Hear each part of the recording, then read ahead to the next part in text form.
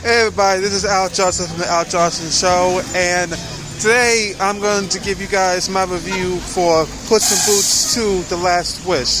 Now, ladies and gentlemen, if you still want to be a part of the journey that is the Al Johnson Show, or you want to keep trucking along the journey that is the Al Johnson Show, make sure to do the following: make sure you like, comment, share, subscribe, and make sure you click the notification bell whenever new videos are released. And let's begin. And folks, apologies for that noise in the background, but folks, let's talk about this movie. And I ain't gonna be up here long because honestly, there's not a lot I can say that you guys don't already know about the movie. But let me just give you guys my thoughts on it. So, as you guys know, I or may not know, I am a big fan of the Shrek movies. Growing up, I really liked the first movie. It's honestly one of my favorites. But then I saw Shrek 2 in theaters. Oh, excuse me. Sorry about that. Had to walk through something. But yeah, I saw Shrek 2 in the theater, and it's honestly to this day one of my favorite, I guess, all-time favorite animated movies. Shrek the Third I wasn't really crazy about, and crazy enough, to this day I still never saw in its entirety Shrek Forever After. I still have yet to watch. I still have yet to watch Shrek 4, and also in my shorts review, I said that I was eyeballing the first Puss in Boots, was like just checking it out. I wasn't really interested in it. I just kept eyeballing it, and from what I saw of the first Puss in Boots, I was like, okay, it's fine. Nothing too crazy. I mean, it's fine for what it is. So imagine my surprise when about a year and a half ago, I believe it was a year and a half ago, they announced that they're doing a sequel called The Last Wish, and it was going to have Antonio Banderas back. It was going to bring in Salma Hayek replacing Penelope Cruz as Kitty Softpaws. They were bringing in Florence Pugh and Olivia Colman, and a bunch of other things. And so I thought, interesting. A part 2 years later. Interesting. And so imagine my surprise when I heard all these rave reviews, all these glowing praise for this movie and the animation style. Basically talking about how much it was inspired by Spider-Man Into the Spider-Verse. And I thought to myself, this movie must be good if people are talking about it. But then I thought, one day I'll get to it. I'm not really looking to seek it out at the moment. But then, over this past weekend, I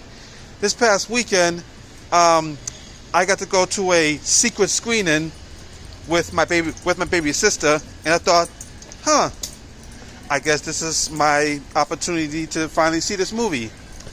Granted, it's not in a movie theater, but hey, look, a screening is a screening.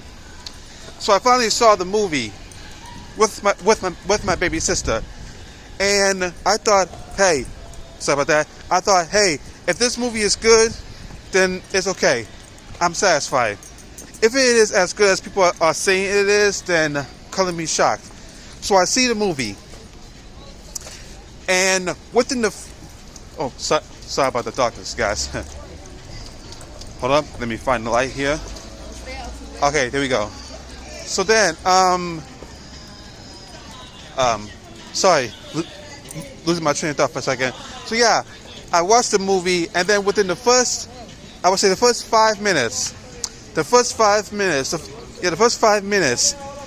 I was in love with the tone of the movie. I was in love with the story that it was setting up. I was in love with the action set piece, and I was in love with Puss in Boots. And the funny thing is, Puss in Boots is one of my favorite Shrek characters. And it's not like, oh, before this movie, I stopped liking Puss in Boots. I always loved Puss in Boots, played by Antonio Banderas, and he's a great kid to play the character. But I just thought, I mean, cool to see him back, but I don't know. In this movie, within the first 5 minutes, it's like, oh yeah, I remember why I love the character, the way Antonio Banderas played. Oh, hold on a second. Dog up ahead. Alright, and I'm back. Sorry about that. So yeah, regarding Antonio Banderas as Puss in Boots, it reminded me of why I fell in love with the character. Like the gusto, the bravado, the level of intensity he brought to the character. Even though it was basically a kids movie, it was like, wow, that's so cool to see. And then, oh, I forgot to mention, spoiler alert. This is a spoiler video, but you probably already knew that. So yeah, at the end of that amazing action sequence that also dealt with him fighting the giant, he gets killed, but then he comes back because, you know, cats, 9 lives, and then he's told by the doctor that, oh, you've been killed 8 times, you're down to your last life, so you should stop with the Puss in Boots adventure stuff. And Puss in Boots, he's like, he's nuts. I'm Puss in Boots. What do you say? I'm Puss in Boots. I laugh in the face of death. And then I need to talk about this. The character of Death, played by how you say his name? Wagner Wagner Moreau.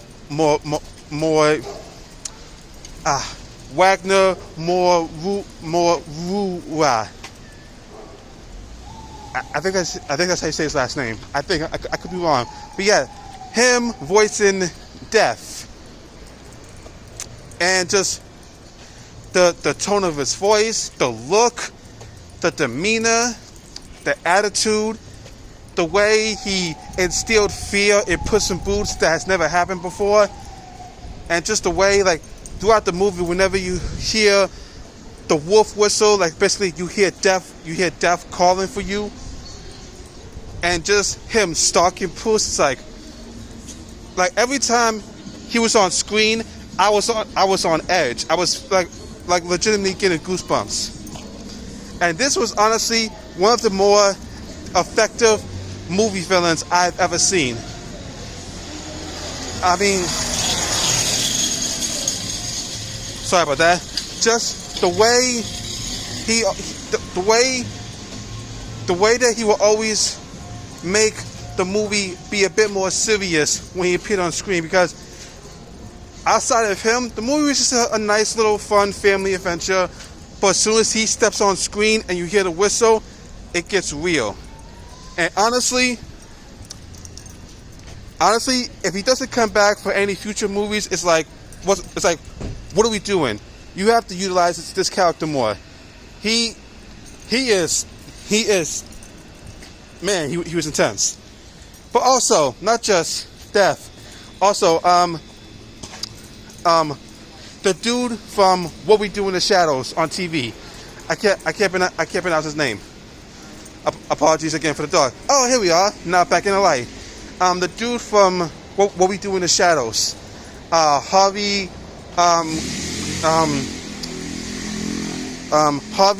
Guillen. If I'm botching names, I apologize. It's basically mostly Hispanic names.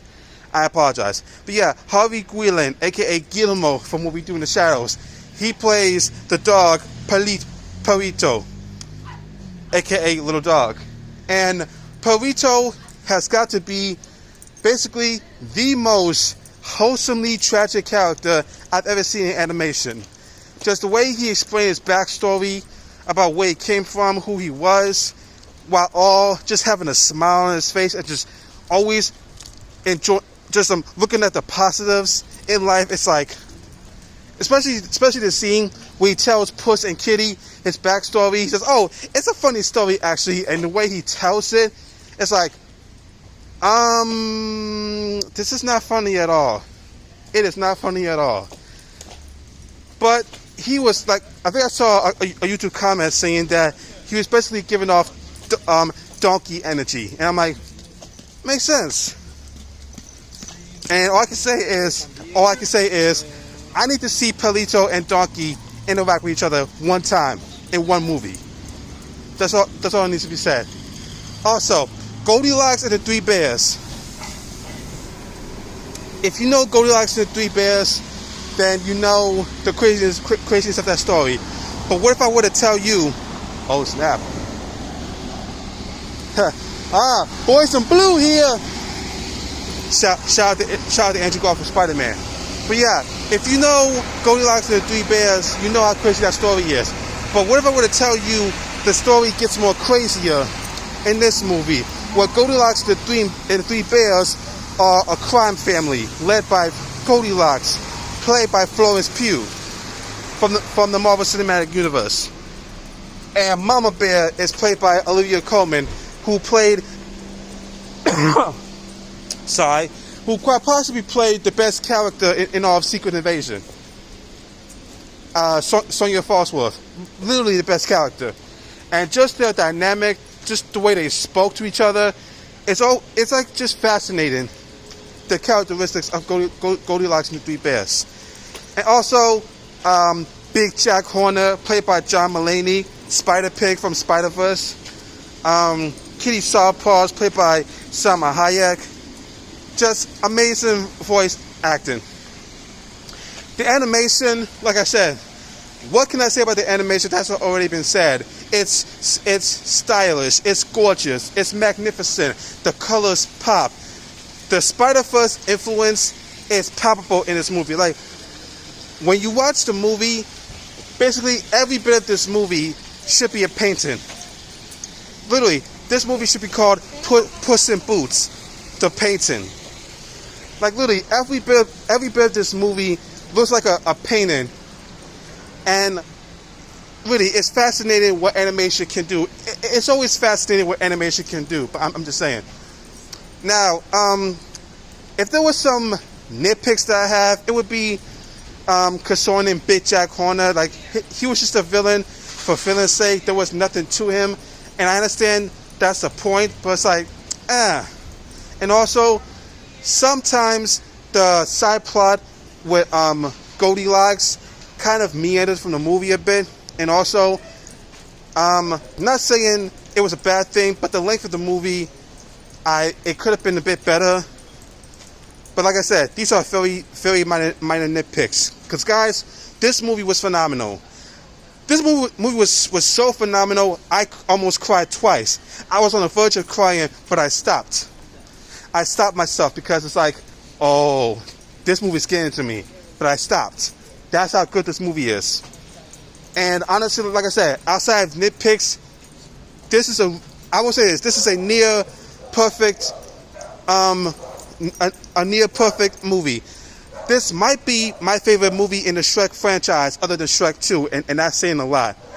But all I can say is, before I forget, the post-credit scene where team friendship is forged, and Perito is like, hey guys, where we're going? And Puss in Boots is like, we're off for brand new adventures, and we're off to see some old friends. And you hear a